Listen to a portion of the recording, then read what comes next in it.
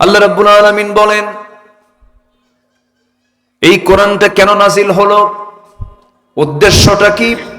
আল্লাহ রাব্বুল আলামিন বলছেন, কিতাবুন আনজালনাহু ইলাইকা লিতুখরিজান নাসা মিনায-যুলুমাতি ইলান নূর।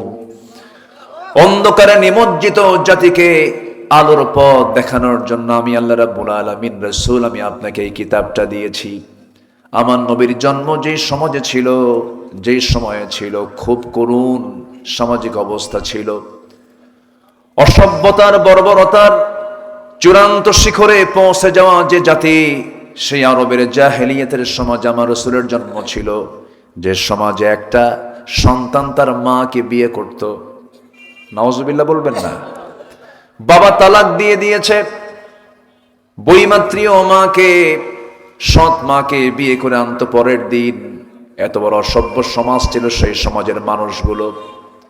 একটা ভাঙ্গা মাটির পাতিলকে কেন্দ্র করে যুগের পরে যুগ যুদ্ধ লেগে রাখতো সেই জাতিকে আমার নবীজি এক সুতার কাঠিতে আবদ্ধ করেছেন, অন্য কিছু দিয়ে নয়, একমাত্র যে কিতাব দিয়ে। তার নাম কি বলুন?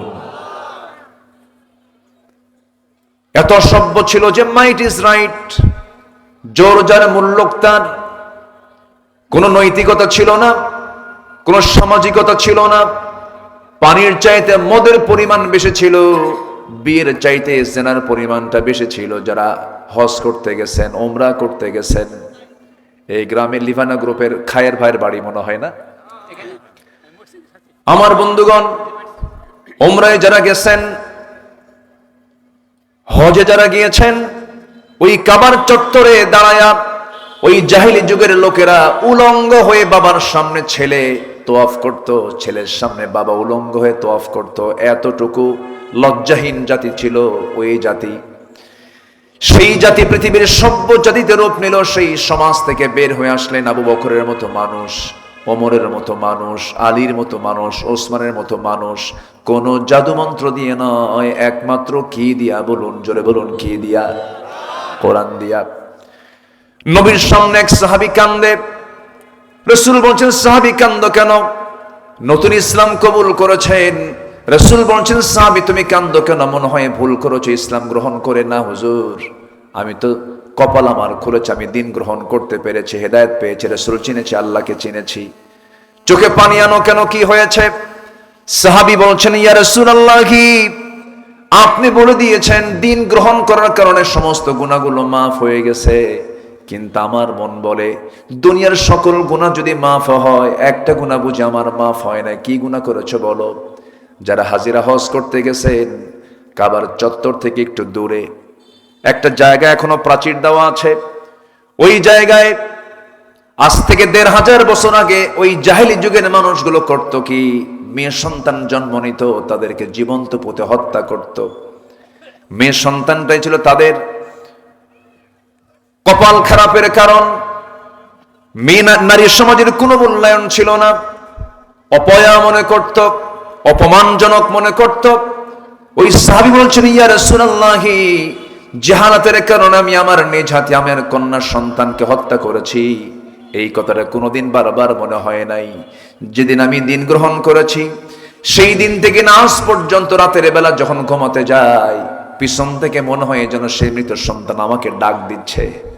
আমি এত বড় অপরাধ করে ফেলেছি, মনে হয় মাফ হয় না। রাসূল বলছেন, একটু খুলে মেলে বলো তো, কেমনে মাল্লা বলো। আমার নবীজির সামনে বসে সাহাবী হাঁটুটা গেড়ে দিয়ে বলছেন, হুজুর, সন্তান আমার স্ত্রীর গর্ভে হলো। বললাম, মার বাড়ি চলে যাও, বাবার বাড়ি চলে যাও, সন্তান ছেলে হলে নিয়ে আসবে, মেয়ের সন্তান হলে জীবন্ত পুঁতে হত্যা করবে, আমাকে বলার প্রয়োজনই নাই।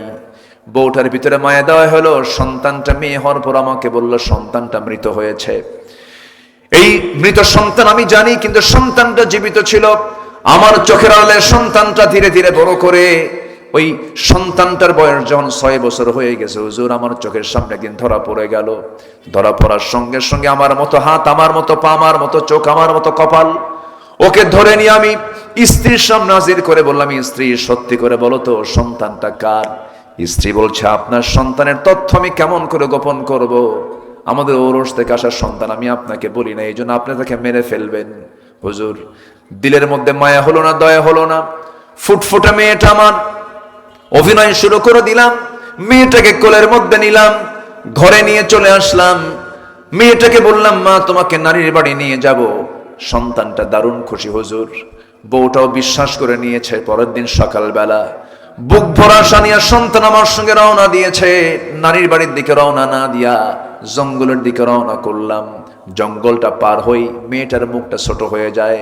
কোদাল দিয়ে গর্ত খনন শুরু করলাম। ঠিক দ্বিপ্রহর দুপুরবেলা। সঙ্গে সঙ্গে সন্তান বলে, বাবা নারীর বাড়ি যাবা, তুমি এই জায়গায় গর্ত খনন কেন করো? কিচ্ছু বললাম না।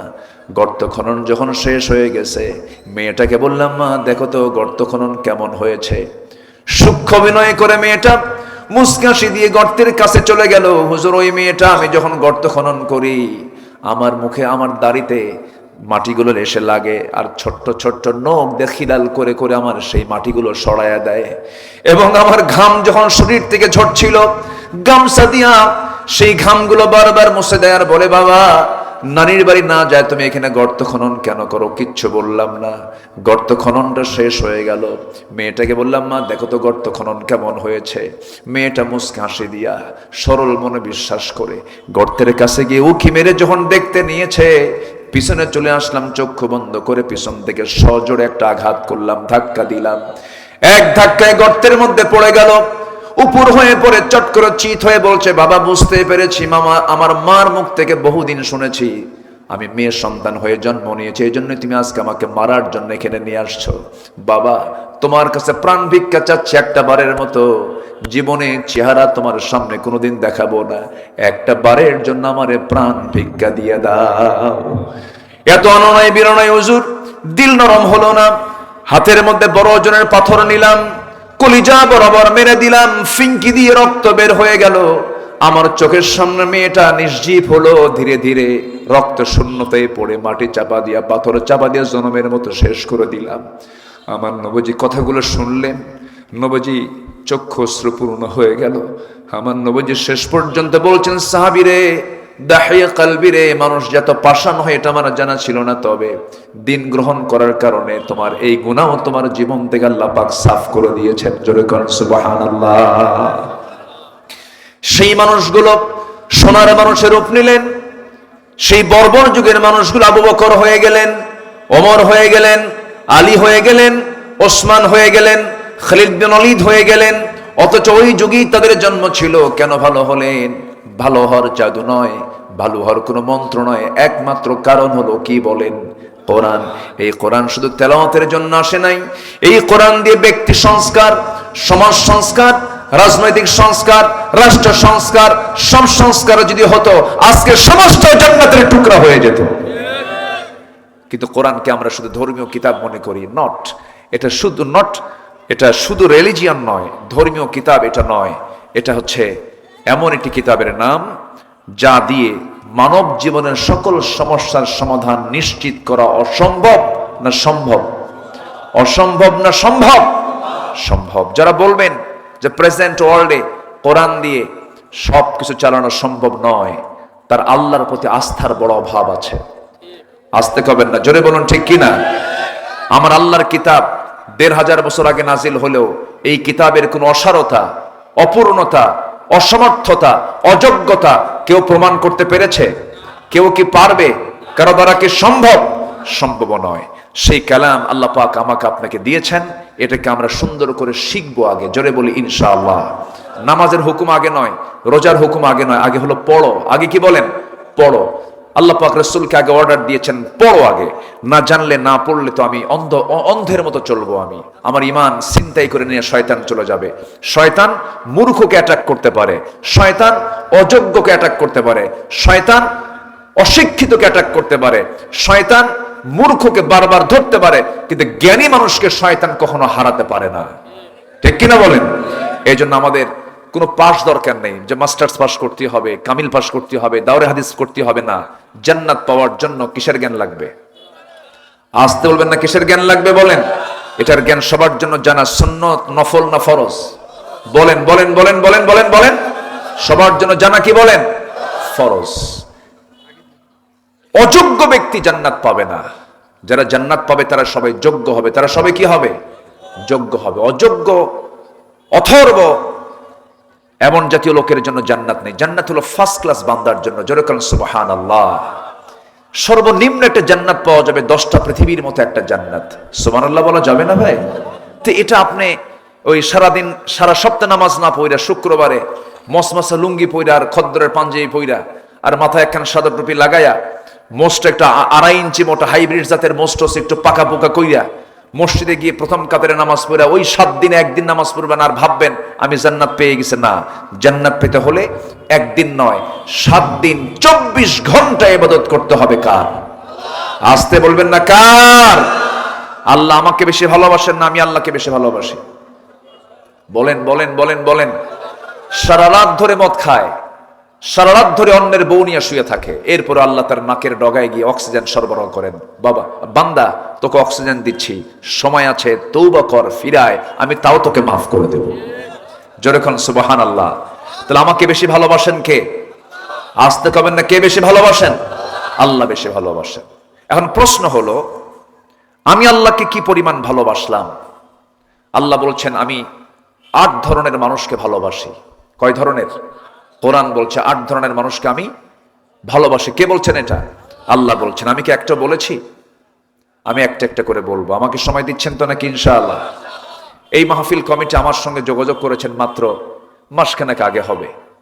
হয়তো অনেক আগে থেকে তারা চেষ্টা করেন, আমার সুযোগ খুব কম, 64 জেলাতেই যেতে হয়। বাংলাদেশের যে ফেমাস যে মাহফিলগুলো, চট্টগ্রামের প্যারেড ময়দান, সিলেট আঞ্জুমানে খেদমতের প্রোগ্রাম, পাবনার আমান ট্রাস্টের প্রোগ্রাম, নাটোরের প্রোগ্রাম, এরকম রাজশাহী মাদ্রাসা ময়দানের প্রোগ্রাম, এরকম করে গোটা দেশের যে ফেমাস যে মাহফিলগুলো, নোয়াখালীর মুসাপুরের প্রোগ্রাম, এই মাহফিলগুলো জেলাভিত্তিক, আঞ্চলিক এবং বড় আকারের মাহফিলগুলোতে অংশগ্রহণ করার জন্য সব মাহফিলে যেতে পারি না। তো আজকে মাহফিল কমিটি আমাকে এমন ভাবে ধরছে, হুজুর যে সময় পারেন সেই সময় দেন। তো বললাম মাগরিব থেকে এশা পর্যন্ত হতে পারে, আমার নওগাঁর দিকে রাতে একটা প্রোগ্রাম আছে, তো মাগরিব পরে ওঠার কথা, তো মাহফিল কমিটি একটু দেরি করে ফেলেছেন, আপনারা আসতে বিলম্ব করেছেন, আমি আর কিছু সময় হয়তো আজকে দিয়ে যাব। তবে এই কথা বলে রাখি, যদি সুন্দর করে আপনারা যোগাযোগ যদি একটু রাখেন, আগামীতে একটা ফুল টাইম আমি 9টার পর থেকে একটা আলোচনায় আমি এখানে আসবো ইনশাআল্লাহ। জোরে বলি ইনশাআল্লাহ।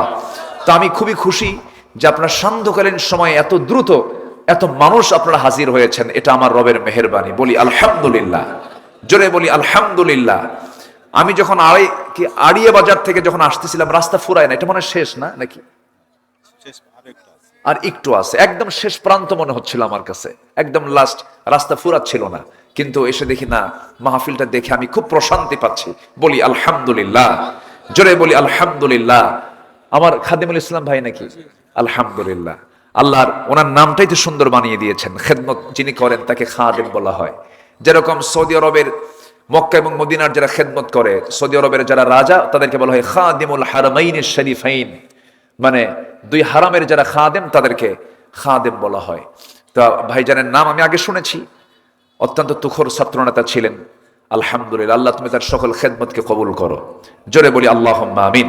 তো আমি আল্লাহ ভালোবাসেন 8 শ্রেণীকে। কয় শ্রেণীকে বলেন তো? 8 শ্রেণীকে ভালোবাসেন। এর মধ্যে 1 নম্বর হলো কারা জানেন?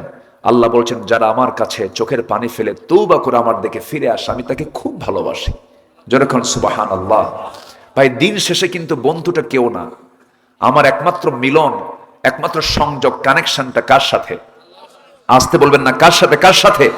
আল্লাহর সাথে। পৃথিবীর কোথাও শান্তি পাবেন না, দেখবেন সব জায়গায় উত্তেজনা, সব জায়গায় হিংসা, সব জায়গায় প্রতিহিংসা, পরশ্রীকাতরতা, সব জায়গায় কিছু না কিছু অশান্তি আছে। বইয়ের কাছে তাও শান্তি নাই, সন্তানের কাছে তাও শান্তি পাবেন না। প্রশান্তির জায়গা একমাত্র খুঁজে বের করতে হবে কার কাছে? আসতে বলবেন না কার কাছে? আল্লাহর কাছে। আল্লাহ রাব্বুল আলামিন একটা মেসেজ দিচ্ছেন, দেখেন কি গুরুত্বপূর্ণ মেসেজ। আমেরিকা ভাবতেছেন তার সুখের দেশ, এটা না। আমেরিকাতে সবচাইতে মানসিক রোগী বেশি। ইউরোপ সবচেয়ে সুখের দেশ না, সবচেয়ে বেশি সুইসাইড করে ইউরোপের মানুষগুলো, আত্মহত্যা করে, শান্তি নাই। জাপান ভাবতেছেন যে বিশাল উন্নত রাষ্ট্র, না, মাকে দেখার সময় নাই, ভাই বোনকে দেখার সময় নাই। সুখের জায়গাটা ভিন্ন, সুখের জায়গাটা খুঁজে বের করতে হবে কার কাছে? আসতে বলবেন না কার কাছে? আল্লাহর কাছে। আল্লাহ রাব্বুল আলামিন বলেন সুখ যদি পেতে চাও আমার সঙ্গে সংযোগ বানায় দাও। মহান রব্বুল আলামিন বলছেন, আলা বিযিকরিল্লাহি তাতমাইন্নুল কুলুব। জোরে বলুন আল্লাহু আকবার। আলা, সাবধান। আলা মানে কি? সাবধান। আল্লাহ রাব্বুল আলামিন এই জায়গায় ডিপ অ্যাটেনশন গ্র্যাবার, ডিপলি তিনি অ্যাটেনশন করে দিচ্ছেন। সাবধান, সাবধান।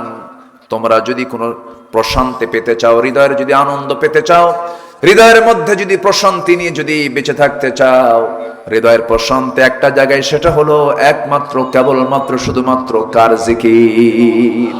আসতে বলবেন না, কার জিকির? কার জিকির? আল্লাহর জিকির। জিকির মানে আবার বুঝবেন না, বগুড়ার কিন্তু একটা মাজার আছে, মহাস্থানগড়, সেখানেও কিন্তু জিকির হয়।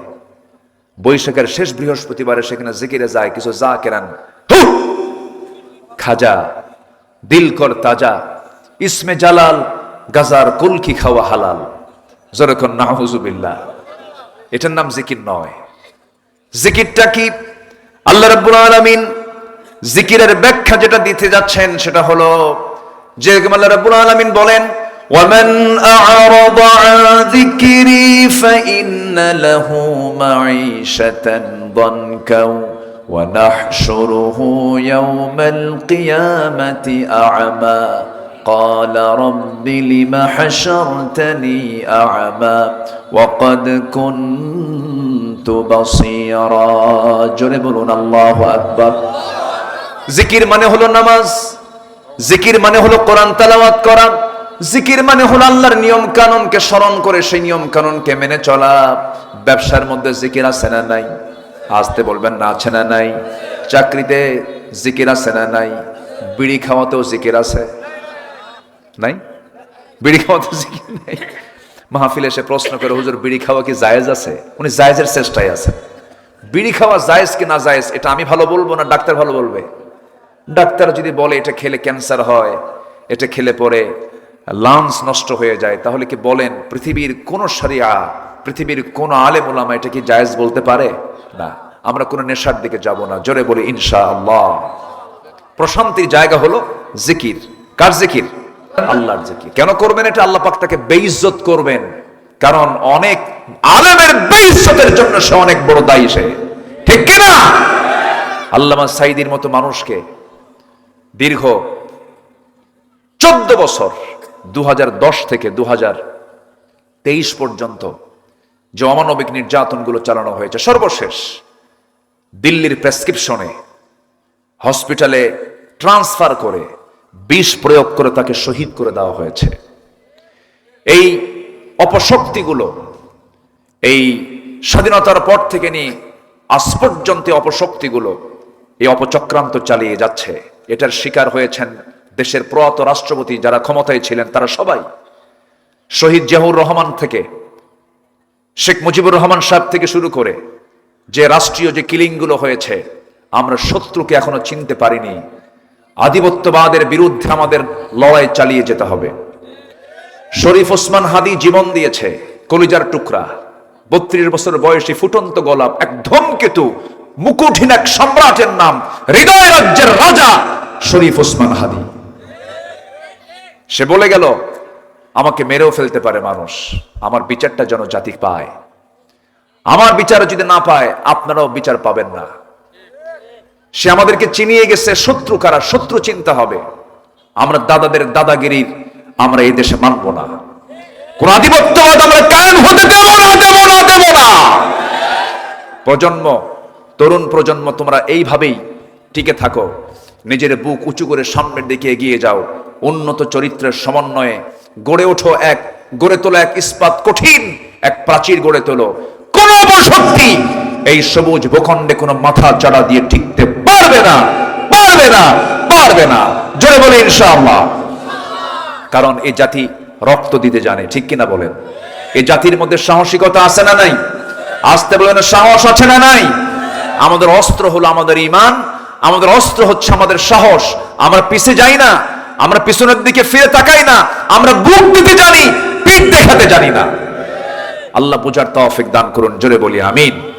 সম্মানিত ভাইয়েরা, তাহলে টাকা আছে, শান্তি নাই, আছে না এরকম? টাকা আছে, শান্তি নাই। বন্ধু আছে, আত্মার সঙ্গ নাই। বিনোদন আছে, প্রশান্তি নাই। এই জন্য মনোবিজ্ঞানীরা মাঝে মাঝে বলছেন, তারা স্বীকার করতে বাধ্য হচ্ছেন, over thinking cannot be cured by more thinking, it needs a higher connection. দুনিয়ার কোন প্রশান্তি আমাকে প্রশান্তি দেবে না, দুনিয়ার কোন কানেকশন আমাকে প্রশান্তিতে কখনো সন্তুষ্ট করতে পারবে না। প্রশান্তির জন্য একটা হায়ার কানেকশন দরকার। সেই হায়ার কানেকশন হলো বান্দার সাথে তার রবের কানেকশন। জোরে বলেন সুবহানাল্লাহ।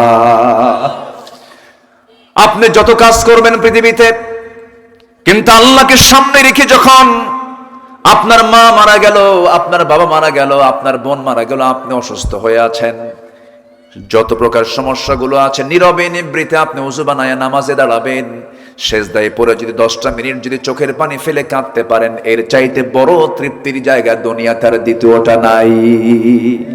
আমরা চাইবো কার কাছে? আসতে বলে না, চাইবো কার কাছে? আল্লাহর জিকিরটাকে একটু মনোযোগ দিয়ে শুনবেন। অর্ধ দুনিয়ার শাসনকর্তা একজন ছিলেন, 2 নম্বর খলিফা। তার নাম কি বলেন? হ্যাঁ, জোরে বলেন, তার নাম কি? ওমর। কয় নম্বর খলিফা? 2 নম্বর খলিফা। 2 নম্বর খলিফার নাম হচ্ছে সাইয়েদনা ওমর ফারুক রাদিয়াল্লাহু তাআলা আনহু। বহুদিন আগে এক মাহফিলে বললাম, ওমর ফারুককে চিনেন কে? সামনে থেকে একটা ছোট্ট ছেলে দাঁড়ায় বলে, হুজুর আমি চিনি। কে? আমাদের বাড়ির দোতলায় ভাড়া থাকে। আমাদের বাড়ির দোতলায় ভাড়া থাকে। জি, আচ্ছা আচ্ছা, ঠিক আছে ঠিক আছে, বলবো ইনশাআল্লাহ। তো আমাদের বাড়ির দোতলায় কি ভাড়া? এটা কি ভাড়া থাকা ওমর? এটা হচ্ছে মুসলিম জাহানের দ্বিতীয় খলিফা। ছোট বাচ্চাকে বললাম, তুমি 100 100 পাইছো, কারণ তোমার ইলম যতদূর উত্তর তত দূর। সম্মানিত ভাইয়েরা, এই ওমর ফারুক রাদিয়াল্লাহু আনহুর জিকিরটা কেমন ছিল দেখেন। জিকির কাকে বলে এই ব্যাখ্যা নিতে গিয়ে তো আমি এইদিকে চলে আসলাম। উনি সারা জীবন দোয়া করেছেন, মদিনার মাটিতে বসে দোয়া করেছেন, আল্লাহ আমাকে শহীদি মওত দিয়ে দিও, আর নবীর শহরে আমার মৃত্যুটা দিয়ে দিও। এখন এই দোয়াটা শেষ জীবনে বাস্তবায়ন হওয়াটা কঠিন ছিল, কারণ মদিনায় আর যুদ্ধ হওয়ার কোনো সম্ভাবনা নাই, কারণ বিজয় হয়ে গেছে। যে মদিনার যুদ্ধ হবে না, তো মুতাব চলে গেছে, বদর চলে গেছে, উহুদ চলে গেছে, নিকটবর্তী জায়গার যুদ্ধ হওয়ার কোনো সম্ভাবনা নাই। কিন্তু এই দোয়াটা তিনি সবসময় করতেন। আল্লাহর দরবারে তার দোয়াটা কবুল হয়ে গেছে। জোরে বলেন সুবহানাল্লাহ।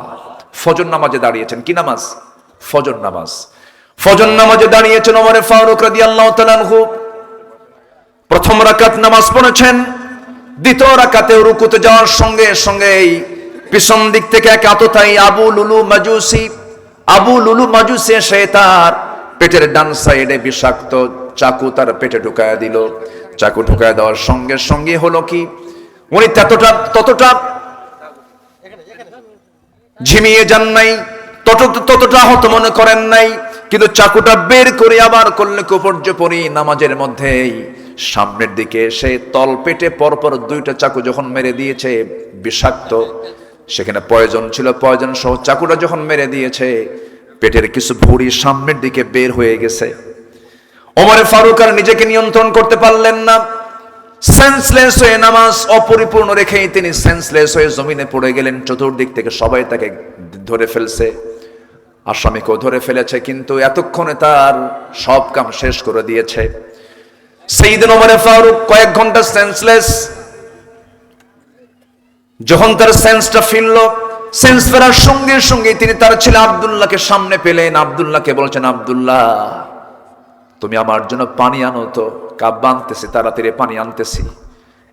1 গ্লাস পানি নিয়ে এসে তার সামনে যখন দেওয়া হলো, তিনি মাথাটা নাড়ায় বলছে, বাবা আমি তো পান করার জন্য পানি চাই নাই, আমার তো ফজর নামাজ হয় নাই, উজুর পানি দাও। সুবহানাল্লাহ বলবেন না? কার জিকির বলেন? ফজরের নামাজটা তার হয় নাই, দ্বিতীয় রাকাতে তার অ্যাটাক হয়েছে, আক্রমণ হয়েছে, নামাজটা তার হয় নাই। কি পেরেশানি! ওই অবস্থায় ভুঁড়ি বের হয়ে গেছে অবস্থায় তিনি ওযুর পানি চাচ্ছিলেন। গামছা দিয়ে তার পেটটা বাঁধা হলো, ওযু বানালেন কষ্ট করে, বসেই তিনি কষ্ট করে নামাজটা পড়লেন। এরপরে মুস্কি হাসি মেরে বলছে, আব্দুল্লাহ কান্দো কেন, কাঁদতেছো কেন, কি হয়েছে? আব্বা ডাক্তারে ডেকে আনছি, আপনার চিকিৎসা দরকার। ডাক্তার সামনে বসে গেছে, ডাক্তার বলছে, আমিরুল মুমিনিন আমি আপনাকে 1 গ্লাস দুধ দেবো, আপনি একটু পান করুন বিসমিল্লাহ বলে। বিসমিল্লাহ বলে যখন তিনি 1 গ্লাস দুধ পান করতে নিলেন, কিন্তু পান করলেন ঠিকই, কিন্তু দুধ পেটে রইল না। পিছন দিক দিয়া পেটের নিচ দিয়া নারী ফুটো হয়ে গেছে, সব দুধ বের হয়ে গেছে। ডাক্তার বললেন, আমিরুল মুমিনিন, আমার চিকিৎসার ক্ষমতা শেষ, আমি আর পারলাম না। ওমরে ফারুক বলছেন, ও ডাক্তার তুমি পারবা কেমনে? আল্লাহ তাআলা আমার নাকের মধ্যে জান্নাতের সুঘ্রাণ ঢুকায়া দিয়েছে। জোরে কোন সুবহানাল্লাহ। আমি আর বাঁচবো না। আমি সারা জীবন দোয়া করেছি শহীদে মওত, আমাকে কোনো মুসলমান অ্যাটাক করে নাই। একজন অগ্নি উপাসক, অগ্নি পূজক ব্যক্তি আমাকে অ্যাটাক করেছে, আমাকে আহত করেছে, রক্তাক্ত করেছে, আমি শহীদ হয়ে যাব। আমার মধ্যে জান্নাতের ঘ্রাণ পাচ্ছে নাকের ভিতরে। ডাক্তার তুমি চলে যাও। ডাক্তার যখন বিদায় নিচ্ছে, ওই সময় দেখেন ডাক্তারের পাজামার কাপড়টা গিরার নিচে চলে গেছে। ওই আহত অবস্থায়, রক্তাক্ত অবস্থা, মানে ফারুক ডাক্তারকে ডাক দে, বলে ডাক্তার, কিয়ামতের দিন আল্লাহর সাহায্য পেতে চাও নাকি? হ্যাঁ সাহায্য পেতে চাই। পাজামার কাপড়টা গিরার উপরে তোলো, কারণ কিয়ামতের দিন আল্লাহ রাব্বুল আলামিন পাজামার কাপড় গিরার নিচে যারা পরবে তাদের দিকে তাকাবেন না। বিদায়ের পূর্ব মুহূর্তেও তিনি তার দাওয়াতি কাজ বন্ধ রাখেন নাই। এটাই হলো আল্লাহর জিকির। ওমর ফারুক রাদিয়াল্লাহু তাআলা আনহু শেষ পর্যন্ত আব্দুল্লাহকে ডাক দিয়ে বলছেন, আব্দুল্লাহ রে, মনে হয় দুনিয়া থেকে বিদায় নেব, বাঁচবো না। আমি দুনিয়া থেকে যে কোনো মুহূর্তে বিদায় নিচ্ছি, কিন্তু আমার বড় শখ নবীর সাথে ঘুমাবো, নবীর কবরের পাশে আমার যেন কবরটা হয়। আমার বন্ধু আবু বকর চলে গেল, আমার বন্ধু আবু বকর নবীর সঙ্গে ঘুমিয়ে পড়েছেন। আমার বড় ইচ্ছা, কিন্তু জায়গা তো আমার না, জায়গা তো আয়েশার। আম্মা জান আয়েশা যদি জায়গা না দেন, আমি কেমন করে সে জায়গায় ঘুমাবো? আব্দুল্লাহ যাও, আমার পক্ষ থেকে সালাম জানাইয়া বলো, সে যদি দয়া করে তার জায়গাটা দিয়ে দিত, আমি সেই জায়গায় ঘুমাতাম, নবীর সঙ্গে ঘুমাতাম। আব্দুল্লাহ চলে গেলেন, গিয়ে বলছেন আম্মা জান আয়েশা সিদ্দিকার ঘরে গিয়ে বলছেন, আমার আব্বার অবস্থা খুবই খারাপ, রক্তাক্ত অবস্থায় শাহাদাত বরণ করবেন কিছুক্ষণের মধ্যেই মনে হয়। তার বড় আকাঙ্ক্ষা, তিনি নবীর সঙ্গে ঘুমাতে চান, কিন্তু আপনার ঘর, আপনার জায়গা আপনি না দিলে কেমন করে তিনি নিবেন? আম্মা জান আয়েশা সিদ্দিকা কাঁদতে কাঁদতে বলছেন, আহারে, অর্ধ দুনিয়ার শাসনকর্তা ওমরের মতো মানুষ আমার কাছে প্রস্তাব দেয়, এই প্রস্তাব আমি প্রত্যাখ্যান করলে কেমন হয়? অবিবেচনার কাজ হয়ে যায়। আমি আয়েশা আমার ঘরের ওই জায়গাটুকু দিয়ে দিলাম যে জায়গা আমার থাকার কথা ছিল, আমি আমার জায়গাটুকু ওমরে ফারুককে দান করে দিলাম। আমার ভাইরা, ওমরে ফারুক রাদিয়াল্লাহু তাআলা শাহাদাত বরণ করলেন, শুয়ে আছেন নবীর কবরের পাশেই। কি পরিমাণ নবীর প্রতি মোহাব্বত তাদের মধ্যে কাজ করেছে। মাত্র 3 মাস আগে আল্লাহ পাক আমাকে নিয়েছিলেন, বহুবার গিয়েছি মদিনায়। এবার একটা ভিন্ন মাত্রার সফরটা সংযুক্ত হয়েছে, আলহামদুলিল্লাহ। আমার ছেলে ছিল, ছেলেকে সঙ্গে করে নিয়ে চললাম, বাবা চল দুনিয়াতে একটা জান্নাতের টুকরা দেখে আসি। রাদাতুম মিন রিয়াদিল জান্নাহ, আমার নবীর কবর আর নবীজির মিম্বারের মাঝখানের অংশটুকু জান্নাতের টুকরা। জোরে কোন সুবহানাল্লাহ। আমার নবীজি সেই জায়গায় বসে বসে সাহাবায়ে কেরামকে মাঝে মাঝে বলতেন, দুনিয়াতে এইটুকু অংশ হলো জান্নাতের টুকরা। ঢুকলাম ভিতরে, অনলাইন করে ঢুকতে হয়, ঢুকলাম ভিতরে। ঢুকেই ছেলেকে বললাম, বাবা 10 মিনিট সময় থাকবে, এরপরে সময় থাকবে না। খুব চেষ্টা করছে ফজর নামাজটা এখানে পড়বো, তাহলে 1 ঘন্টা থাকা যাবে। সামনের দিকে তাকায় দেখি কিছু প্রবাসী আমার দেশের লোকজন আমাকে দেখে একটু সেকে ধরলো, বলতেছে, হুজুর আপনার ওয়াজ শুনে খুব ভক্ত, আপনার খুব ভক্ত। বললাম, ভক্ত যদি হন কিছু কাজ করতে হবে, আমি হব আপনাদের আমি খুব দোয়া করবো আপনাদের জন্য। কি করতে হবে বলেন হুজুর? বললাম, এই জায়গায় ফজর পর্যন্ত আমি থাকতে চাই, দেখেন তো কোনো ম্যানেজ করা যায় কিনা। হুজুর দেখতেছি। তো প্রশাসনিক যে কর্মকর্তা তাদের কাছে, আর আবার পরিচ্ছন্ন নাজ্জাফা পরিচ্ছন্ন কর্মীরা গিয়ে বলছে, স্যার আমার দেশের একজন হুজুর আসছে, এমন পাম্প মারছে, বুঝলেন, আমার দেশের মানুষ তো তেল মারতে পারে, বুঝলেন, এমন তেল মারছে। অ্যাডমিনিস্ট্রেশন যে অফিসার, যে প্রশাসনিক কর্মকর্তা, দৌড় মেরে এসে আমাকে ধরে নিয়ে একদম প্রথম কাতারে, রাদাতুম মিন রিয়াদিল জান্নাহ, প্রথম কাতারে নবীর কবরের সাথে যে প্রথম যে বসার জায়গা, সেখানে বসায় দিয়েছে। বসায় দিয়ে হাতে একটা ইনটেক জমজমের পানি, কিছু আতর এবং খেজুর আমার হাতে দিয়ে একটা মুস্কি হাসি মেরে চুমা দিয়ে, ওরা তো চুমা খুব বেশি খায়, কপালে চুমা খায়, হাতে চুমা খায়, চুমা দিয়া চলে গেল। আমি বসে আছি, আমার ডান দিকেই, আমার বামে আমি ফিল করলেই আমার যেন মনে হচ্ছে আমার নবীজির গায়ের ঘ্রাণ যেন আমার নাকে এসে আঘাত করছে, খুব কাছে, খুব কাছে। আমি ডান দিকে তাকাচ্ছি মেম্বার, বাম দিকে তাকাচ্ছি আমার নবী শুয়ে আছেন। আসসালাতু আসসালামু আলাইকুম, আসসালাতু আসসালামু আলাইকা ইয়া রাসূলুল্লাহ। আমি বসে আছি, বসে শুধু আল্লাহকে বললাম, আল্লাহ তোমার কাছে একটা প্রার্থনা, আমার একটা দোয়া, সেটা হচ্ছে সব নবী তো, সব সাহাবী তো তোমার সঙ্গে থাকতে চেয়েছেন, তুমি তো এখানে শুয়ে আছো, তো আল্লাহ তোমার কাছে প্রার্থনা, বাড়ি তো বাংলাদেশ, কিন্তু মালাকুল মউত তো সব জায়গায় যেতে পারে, তবে যেদিন মারা যাব, সেই মারা যাওয়ার আগের মুহূর্তে তুমি আল্লাহ আমাকে মদিনায় পাঠিয়ে দিও। সম্মানিত ভাইয়েরা, পৃথিবীর সকল ভালোবাসার চাইতে যদি আমরা আল্লাহ এবং রাসূলকে যদি বেশি না ভালোবাসতে পারি, আল্লাহর কসম আমাদের কপালে জান্নাত জুটবে না। আমাদের সকল ভালোবাসা উৎসর্গ করব আমরা এক নম্বর কার জন্য? আসতে বলবেন না, কার জন্য ভাই বলেন? গোবিন্দপুরের একটা যুবক বিয়ে করে নতুন বউ ঘরে তুলল, 2 বছর 3 বছরের মাথায় রোড অ্যাক্সিডেন্টে বাইকে মারা গেল। সুন্দরী বউ কাঁদবে কয়দিন? যেদিন মারা গেল সেই দিন কাঁদবে, 3 দিন কাঁদবে, 4 দিন কাঁদবে, এরপরে হাসবে। বাচ্চাটা এতিম হয়ে যাবে। 6 মাস 7 মাস চলে যাবে। ওই বউটাকে তার আব্বা আম্মা জোর করে নিয়ে চলে যে অন্য জায়গায় বিয়ে দেবে। বিয়ে দেওয়ার পর নতুন স্বামী পাবে, ওই বউটাই তোমার বলবে পরের দিন, আব্বা তোমরা ভালো করেছো আমাকে বিয়ের ব্যবস্থা করে, আগের স্বামীর চাইতে এই স্বামীটা আরো ভালো। এটাই পৃথিবীর বাস্তবতা। সন্তান সম্পত্তির জন্য বাপকে হত্যা করে এই পৃথিবীটা বড় নিষ্ঠুর। কেউ আমাকে ভালোবাসে না, আমাকে ভালোবাসেন সবচাইতে বেশি তিনি আমার কে? আসতে বলবেন না কে? অতএব সবাইকে সময় দেওয়ার আগে সময় দেব আমরা কাকে? সবাইকে 5 ওয়াক্ত নামাজ পড়তে রাজি আছেন? 5 ওয়াক্ত নামাজ পড়বেন কারা কারা? একটু হাত তুলে দেখেন তো দেখি। জোরে বলি ইয়া আল্লাহ, আরো জোরে বলি ইয়া আল্লাহ। আমাদেরকে 5 ওয়াক্ত সালাত আদায় করার তৌফিক তুমি আল্লাহ দিয়া দাও। জোরে বলি আমিন, আরো জোরে আমিন, আরো জোরে আমিন। আল্লাহ কবুল করুন, জোরে বলি আল্লাহুম্মা আমিন। সবচেয়ে সময় আমরা বের করব কার জন্য? আল্লাহর জন্য। একটা প্রশ্ন করি, বলুন তো আমার দেশে কোন ওয়াক্তে সবচেয়ে মুসল্লি কম পাওয়া যায় মসজিদে? সবচেয়ে বরকত বেশি কোন নামাজের? এবং সবচেয়ে মানুষ বেশি থাকে কিন্তু ফজরের সময় বাড়িতে থাকে, ঘুমায়। কি করে? ঘুমায়। কিন্তু ঠেলা একটা পেলা দিলে আবার ঠিকই বের হয়। এই যে ভূমিকম্প হলো এই তো কয়েকদিন আগে শুক্রবারে সকাল বেলা 10:30 11টার দিকে একটা ভূমিকম্প হয়েছে, মনে আছে না আপনাদের? গুলশান, বাড়িধারা, ডিওএইচএস, ধানমন্ডি, ঢাকার যে অভিজাত ভিআইপি স্পট গুলো, একটা বিল্ডিং এ কোনো মানুষ ছিল না, সব জুতা খুইলা মারছে দৌড়, সব রাস্তায় যায় ভিআইপি ফকির। ভিআইপি কি? ফকির, গেঞ্জি পরা, লুঙ্গি পরা, জুতা নাই, কিচ্ছু নাই, ঘুম থেকে উঠেই দেখে নড়ে চড়ে, সব বের হয়ে গেছে। কার ভয়ে? আল্লাহর ভয়ে। কার ভয়ে? মরার ভয়ে। মরবে না, মরার ভয়ে গেছে। আল্লাহর ভয়ে যদি বের হতো ভূমিকম্পের সময় বের হতো না, আল্লাহর ভয়ে যদি বের হতো ফজরের সময় নামাজে গিয়ে আল্লাহর সামনে গিয়ে দাঁড়ায় যেত। আমরা ফজরকে মসজিদে ফজরের মুসল্লিদের ভরায় ফেলবো, জোরে বলি ইনশাআল্লাহ।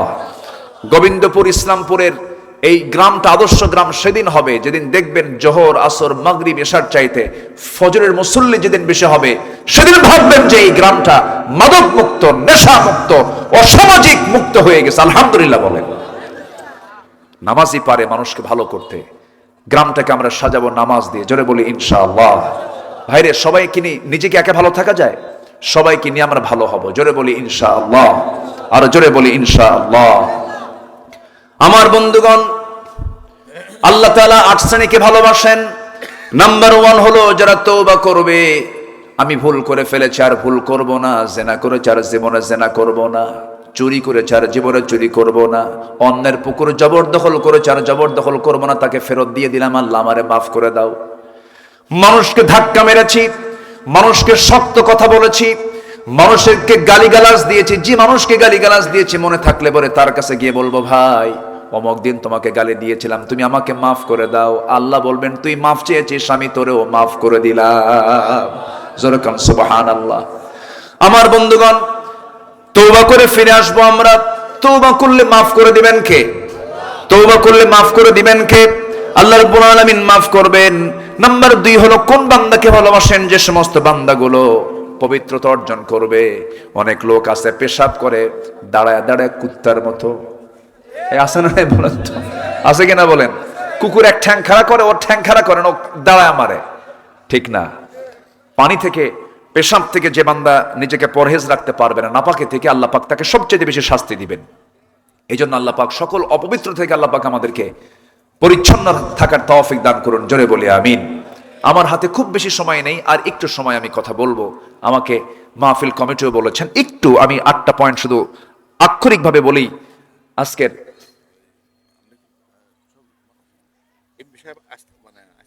তাই লালু ভাই আসবে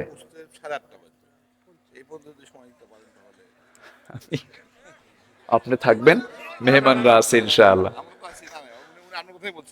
যে আমি লালু ভাইকে খুব ভালোবাসি, উনি আমাকে খুব খুব চেনেন। একটা মাহফিলে কোথায় যেন দেখা হয়েছিল, একদম বসে বসে খুব নীরব হয়ে আমার আলোচনাগুলো বছরখানেক আগে উনি শুনেছেন। আল্লাহ তুমি আমাদের আজকের মাহফিলের সকল মেহমানকে তুমি আল্লাহ কবুল করো, জোরে বলি আল্লাহুম্মা আমিন। কিন্তু আমি যদি মাহফিলটা মিস হয়ে যাবে, সব দিকে খেয়াল করতে হবে তো। জি সম্মানিত ভাইয়েরা, একটু আমার দিকে তাকান। আমার তো বয়ান হচ্ছে 6টায়, আমি 6টা ওঠার কথা, সেখানে আমি এখানে বসেছিলাম প্রায় আধা ঘন্টার মতো, 15-20 মিনিটের মতো, আরো বসে থাকা হলো। আপনারা আসছেন, আমি এতটাই খুশি হয়েছি যেটা অকল্পনীয়। শাহজাহানপুরের মানুষ ইসলাম প্রিয়, এতে কোনো সন্দেহ নাই, বলি আলহামদুলিল্লাহ। আমরা 8টা শ্রেণীকে আল্লাহ রাব্বুল আলামিন ভালোবাসেন, এর মধ্যে 2টা বললাম। একটা হচ্ছে, 1 নম্বর হলো যারা তৌবা করবে, এবং যারা 2 নম্বর হচ্ছে যারা পবিত্রতা অর্জনকারী। আমার পবিত্রতা অর্জনকারী হব না ইনশাআল্লাহ? নামাজ আগে না পবিত্রতা আগে? বলেন বলেন। নামাজ কবুল হওয়ার জন্য কাপড় পাক, জায়গা পাক, পবিত্রতা আগে অর্জন করব আমরা, জোরে বলি ইনশাআল্লাহ। আচ্ছা, আরেকটা পবিত্রতা, সেটা হলো মুশরিকরা কিন্তু নাপাক। যেরকম মক্কায় যারা গেছেন, সেখানে একটা মক্কার এরিয়া আছে, হুদুদে মক্কা, মানে একটা এরিয়া আছে, এই এরিয়ার ভিতরে ডোনাল্ড ট্রাম্প ঢুকতে পারবে না। সেখানে বিশ্বের যারা পরাশক্তি, বিশাল পাওয়ার, ওদেরও ঢোকার কোনো ক্ষমতা নাই। আল্লাহ বলছেন ইন্নামাল মুশরিকুনা নাজাসুন, মুশরিকরা হলো নাপাক। অতএব ঈমান হারা যারা, তারা সব ইসলামের দৃষ্টিতে কি তারা নাপাক। এজন্য যে কোনো খাবার গ্রহণেও অন্য ধর্মের মানুষের তৈরি করা খাবার যে প্রস্তুত করা হয়, এটাও গ্রহণ করতে নিয়ে আমাদের একটু সচেতন হওয়ার দরকার আছে না নাই? আসতে বলবেন না, আছে না নাই? হ্যাঁ আছে। এর মানে আপনি বুঝবেন না যে আমি সাম্প্রদায়িকতার উস্কানি দিচ্ছি, তা না। এটা তাকওয়ার ব্যাপার। আপনি খেতে পারবেন, আমার হিন্দু ভাইয়ের সঙ্গে আপনি চা পর্ব করতে পারবেন, কথাবার্তা বলতে পারবেন, কিন্তু তারা কি আমাদের ঈদগাহে আসে? আমরা কি তাদের পূজায় যাই? যাই কিনা বলেন? আচ্ছা, তারা কি আমাদের জুমার নামাজে আসে? না। আমরা কি তাদের পূজায় যাই? নারিকেলের নাড়ু খাই? আলহামদুলিল্লাহ, খাবেন বেশি কইরা, নাকি? ধর্মীয় বিষয়টা খুব স্পর্শকাতর। আমরা এখানে নিজেকে বিলায় দেব না, এগুলো বিলানো যাবে না, এগুলো ঠিক না, এত অতিকথন ঠিক না। সকল ধর্মই মিথ্যা কথা বলতে বলে না, এটা ঠিক আছে, কিন্তু ধর্মের প্রশংসা হবে মুসলমানের মুখ থেকে 2টার না 1টার? বলেন, একজন মুসলমান ধর্মের প্রশংসা করবে 2 ধর্মের না 1 ধর্মের? তার নাম কি? আরো জোরে, আরো জোরে, আরো জোরে। এই জায়গায় আমাদের আপোষহীন থাকতে হবে, কারণ ইসলাম, আল্লাহ নিজেই যে বলতেছেন ইন্নাদ-দীনা ইনদাল্লাহিল ইসলাম, একমাত্র দিন, একমাত্র ধর্ম, একমাত্র জীবন বিধান আমার আল্লাহর কাছে একটাই, তার নাম কি? ইসলাম। এখানে খুব সতর্ক হয়ে আমরা কথাগুলো বলতে যাব। সামান্য কিছু ভাইদের খুশি করতে যায়া আপনি আপনার ঈমানকে বিক্রি করে ফেলবেন না। হিন্দু ভাইরা আছেন, আমরা তাদেরকে অত্যন্ত যত্ন করি, সম্মান করি। হিন্দু ভাইদের মন্দির আমরা পাহারা দেই। ভারত পারে নাই। ভারত পেরেছে? 13,500 বার সাম্প্রদায়িক দাঙ্গা করেছে তারা।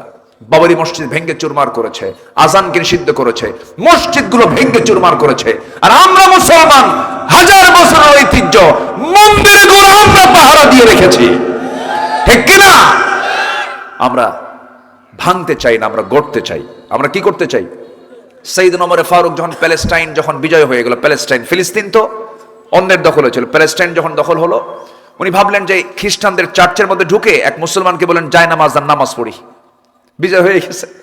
উনি পরক্ষণে ভাবলেন যে আমি ওমর যদি এই জায়গায় নামাজটা যদি পড়ে যাই, আমার মহব্বতে পরবর্তী মুসলমানরা এটাকে মসজিদ বানায় ফেলবে, না, এটা করা যাবে না। উনি করলেন কি, যায় নামাজটা নিয়ে বাইরে এসে আবার নামাজটা পড়ে নিলেন। কেন পড়লেন? খ্রিস্টানদের চার্চে মুসলমান কখনো আঘাত হানতে পারে না। This appears at first striking mystery when you know that the religion of Islam was not imposed on anybody. প্রথম দৃষ্টি আকর্ষণকারী হিসাবে ইসলামের সর্বপ্রথম অন্য কোন ধর্মের উপরে জোর করে কোন আরোপ চাপায় দেয় নাই। আল্লাহু আকবার বলেন। ইসলাম উদার। ইসলাম কি বলেন? উদার। আমরা উদারতা নিয়ে চলবো, জোরে বলি ইনশাআল্লাহ। নাম্বার 3, আল্লাহ কাদেরকে ভালোবাসেন? যারা আল্লাহর পথে যারা সংগ্রাম করে, আল্লাহর পথে যারা জিহাদ করে, আল্লাহ পাক তাদেরকে খুব ভালোবাসেন। এটা কি আমার কথা না আল্লাহর কথা? নামাজ মোনাফেকও পড়ে, নামাজ ফাসেকও পড়ে, কিন্তু জীবন দেওয়া কিন্তু সহজ না। জীবন দেওয়াটা খুব কঠিন ব্যাপার। যত রক্ত লাগে দেব, প্রয়োজনে লোক পাঠাবো, আমি যাব না। আছে কিনা বলে? আছে। এই সংগ্রাম যারা করবে আল্লাহ পাক তাদেরকে ভালোবাসেন। ইন্নাল্লাহা ইউহিব্বুল্লাযীনা ইউকাতিলুনা ফী সাবিলিহি সাফফান কাআন্নাহুম বুনিয়ানুম মারসুস। নাম্বার 4 হলো আল্লাহ রাব্বুল আলামিন যারা তাওয়াক্কুল করবে আল্লাহর উপরে তাদেরকে দারুণ ভালোবাসেন। জীবনের সকল জায়গায় ভরসা করব কার উপরে? হাদিসে এসেছে যদি কোনো বান্দার তাওয়াক্কুল যদি পাখির মতো হতো, যদি কোনো বান্দার তাওয়াক্কুল যদি পরিপূর্ণ হতো, আল্লাহ রাব্বুল আলামিন প্রত্যেক বান্দাকে পাখির মতো রিজিক দিয়ে দিতেন। পৃথিবীতে কোনো প্রাণীর কিন্তু খাদ্য গুদাম নাই। জলভাগে কত প্রাণী আছে, না খেয়ে কোনো প্রাণী মারা যায় না।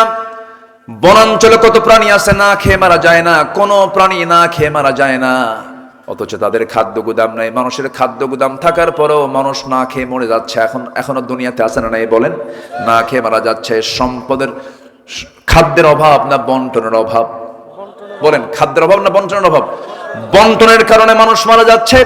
খাদ্যের কোনো সংকট আল্লাহ রাব্বুল আলামিন রাখেন না। এই জন্য তাওয়াক্কুল করব আমরা সব জায়গায় কার উপরে? বলেন, আল্লাহর উপরে। ইন্নাল্লাহা ইউহিব্বুল মুতাওয়াক্কিলিন। নাম্বার 5 হলো যারা ইহসানকারী। ইহসান যারা করবে, আপনি কারোর প্রতি দয়া দেখাবেন, আল্লাহ আপনার প্রতি দয়া দেখাবেন। আপনি প্রতিশোধ নেবেন, আল্লাহ আপনার প্রতি প্রতিশোধ নেবেন। ওয়া আহসিনু ইন্নাল্লাহা ইউহিব্বুল মুহসিনিন। ইহসান করো, আমি আল্লাহ মুহসিনদেরকে খুব ভালোবাসি। বিগত 16 বছর যে সরকার ক্ষমতায় ছিল তারা কি ইহসান করেছে না প্রতিশোধ নিয়েছে? বলেন বলেন বলেন বলেন। বিগত সরকার ছিল প্রতিশোধের সরকার। ক্ষমার নীতি তাদের মধ্যে ছিল না।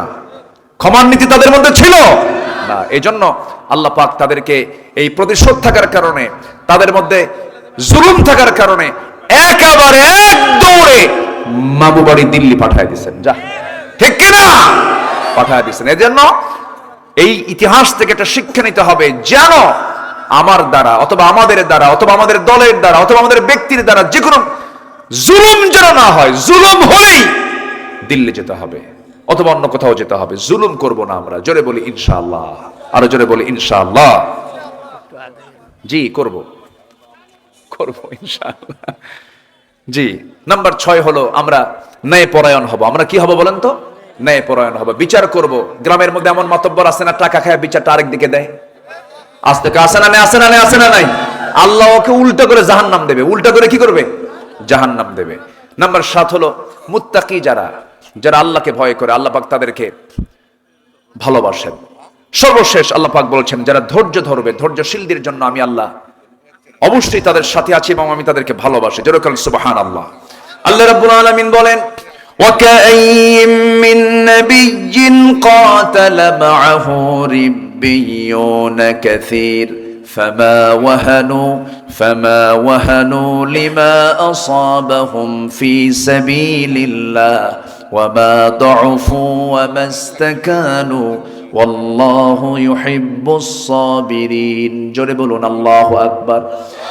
যারা ধৈর্যশীল আল্লাহ তাদের সাথে আছেন। এই যে বসে আছেন, বলেন তো বসে থাকা আগে না ধৈর্য আগে? ধৈর্য আগে। মাটিতে বসে আছেন, ঠান্ডা, কান ঠান্ডা হয়ে যাচ্ছে, কত কষ্ট করে বসে আছেন, দাঁড়ায় আছেন। এই যে ধৈর্যটা আগে না হলে তো আপনি থাকতেই পারতেন না। নামাজ ধৈর্য, ব্যবসা বাণিজ্য ধৈর্য, বিয়ে শাদী ধৈর্য, সব জায়গায় ধৈর্য না হলে কোনো কিছু টিকবে নাকি? মাত্র কয়েকদিন আগে একটা মহিলা আমাকে ফোন দিয়ে বলে, হুজুর একটা প্রশ্ন করব কি, আমার স্বামী সকালেও তালাক দেয় বিকেলেও তালাক দেয়, আমি কি আসি না নাই? কি কথা কি বুঝতেছেন আপনারা? তো এই যে অধৈর্য হলে পরে কোনো কিছু হবে না। ব্যবসা করবেন, লুঙ্গির দোকান খুলেছেন, লুঙ্গি কি একটা দেখলে কিনবে না 10টা দেখবে? 10টা দেখার পরে একটা কিনবে, অথবা কিনতে নাও পারে। বললো ভাই আপনার কাছে লুঙ্গি ভালো নাই, আরো কিছু লুঙ্গি সংগ্রহ করেন। আপনি কি রাগ করতে পারবেন? একটা মুস্কি ভেস্কি মারা হাসি দিবেন, মন থেকে হাসি না, খালি মুখ দেখলে হাসি মারবেন আর ঠিক আছে পাঠায় দিলেন। কিন্তু আপনি যদি বলেন তুই 10টা লুঙ্গি কেনার পর তোর একটা বছর তুই কিনবি না কেন, বাইন্দা ধরে তোরে কেনাবো, ব্যবসা হবে? হবে না। এই জন্য সব জায়গায় আমরা ধৈর্যশীল হব। জোরে বলি ইনশাআল্লাহ। সম্মানিত ভাইরা, কেউ যাবেন না, আমি সবার কাছে একটু উদাত্ত আহ্বান জানাবো। মাহফিলটা একটা মসজিদকে কেন্দ্র করে। আপনারা সবাই পিনপতন নীরব হয়ে একদম অপলক নেত্রে মঞ্চের দিকে তাকিয়ে আছেন। এই সুন্দর দৃশ্য পৃথিবীর কোথাও পাবেন?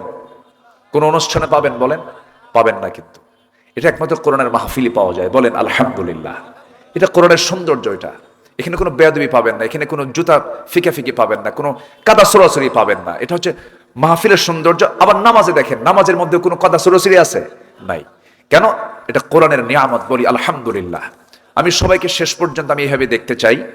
তা আমি একটু মাহফিল কমিটির পক্ষ থেকে সবার কাছে আমার একটা উদাত্ত আহ্বান, সেটা হলো যারা আসছেন এখানে প্রত্যেকেই তার নিজ অর্থ থেকে 2 টাকা হোক, 5 টাকা হোক, 10 টাকা হোক, 50, 100 হোক, একটু চাদর যাবে, ব্যাগ যাবে।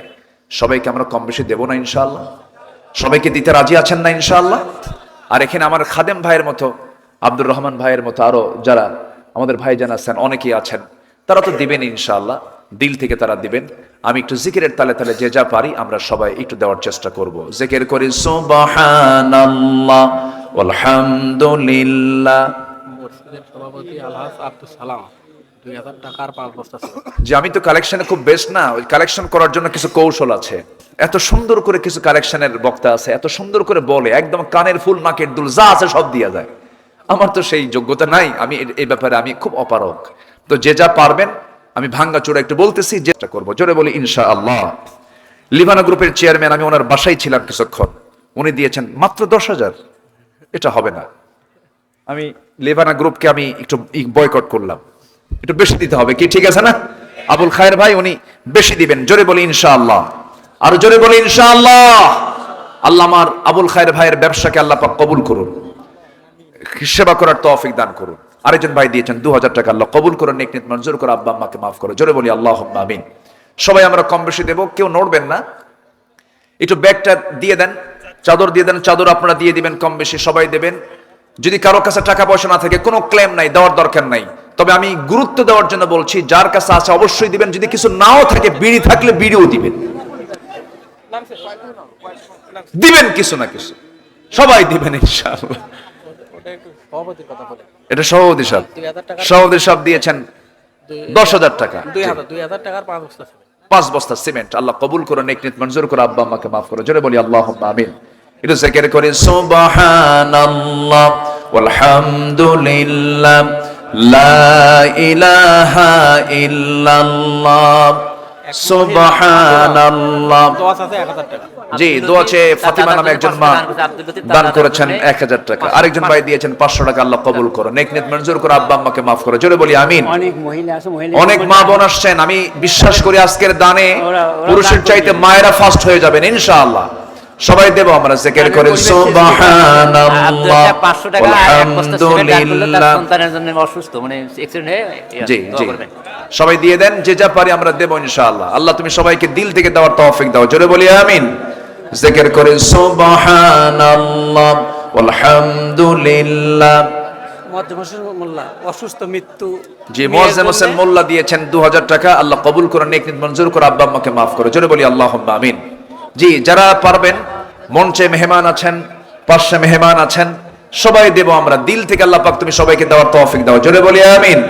জিকির করে সুবহানাল্লাহ ওয়ালহামদুলিল্লাহ। আর জোরে লা ইলাহা সুবহানাল্লাহ ওয়ালহামদুলিল্লাহ।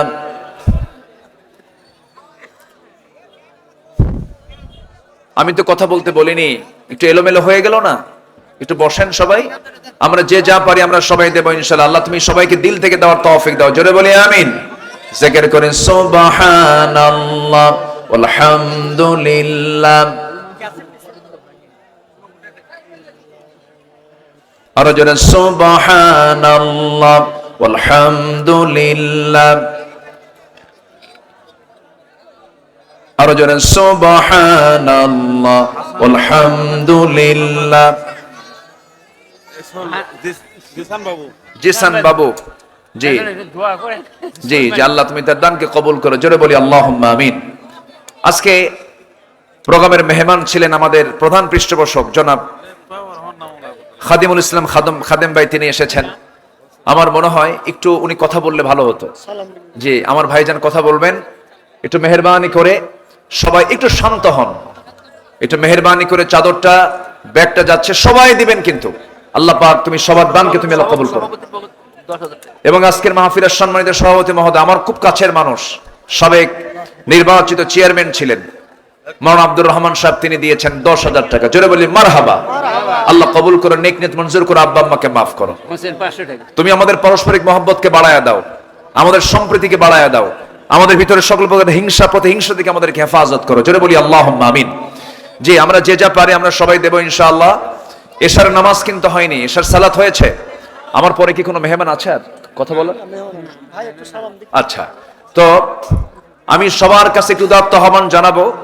আজকের প্রোগ্রামের প্রধান পৃষ্ঠপোষক,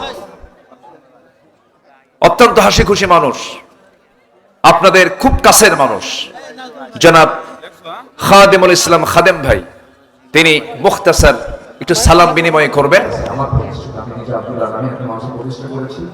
এটা বগুড়া শেরপুর ছিলেন না, শেরপুরের পৌরসভার মধ্যেই এটা হসপিটাল রোডে একটা মাদ্রাসা। এটার সংক্ষিপ্ত বিবরণ হচ্ছে ক্লাস 5 শেষ হয়ে যাবে তার পড়া, 30 পারা কোরআন তার মুখস্থ হবে এবং সচেতন বাংলা, ইংরেজি, অঙ্ক, বিজ্ঞান, কম্পিউটার এগুলো সে শিখবে। পাশাপাশি সে 30 পারা কোরআন শরীফ সে হাফেজ করবে। বুঝোটা তাকে 10 থেকে 11 বছর বয়সের মধ্যে। তো যাদের সন্তান 6, 7, 8, 9 এরকম বয়সে আছে, এই সন্তানগুলোকে মাদ্রাসায় দিয়ে নৈতিক শিক্ষার উপরে সন্তানকে গড়ে তুলুন। দেখবেন শেষ জীবনে আপনি এই সন্তানকে প্রশান্তিময় পাবেন, আপনার জন্য প্রশান্তিময় হবে, আপনার জন্য কল্যাণময় হবে। এখানে কিছু হ্যান্ডবিল আছে, আপনারা এটা সংগ্রহ করতে পারেন। মাদ্রাসার অ্যাড্রেস এবং নাম্বারগুলো এখানে আছে। সন্তানকে আগে আল্লাহওয়ালা বানান, আগে নৈতিক বানান, এরপরে আপনার সন্তান ডাক্তার হোক, ইঞ্জিনিয়ার হোক। ইঞ্জিনিয়ার হবে রলের বলে বাঁচবে, তখন ভালো হবে। হ্যাঁ, তো আমরা চেষ্টা করি আমাদের সন্তানকে নৈতিক ভিত্তি যেন গড়ে তুলতে পারে। আল্লাহ সেই তাওফিক সবাইকে দান করুন। আল্লাহুম্মা ربنا ظلمنا أنفسنا وإن لم تغفر لنا وترحمنا لنكونن من الخاسرين। হাজার হাজার মুসলমান নরনারী তোমার কালাম থেকে কিছু কথা আলোচনা শুনলাম, সেখানকে সেখানকার ভিখারির মতো দুটো হাত পেতেছে। আল্লাহ গুনার দিকে নজর দিও না, বান্দা মনে করে তামাম জিন্দেগির গুনাহগুলো মাফ করে দাও। আব্বা আম্মা যারা দুনিয়া থেকে বিদায় নিয়েছে, জিন্দেগির গুনাহগুলো মাফ করো, কবরগুলোকে জান্নাতের টুকরা বানায়া দাও।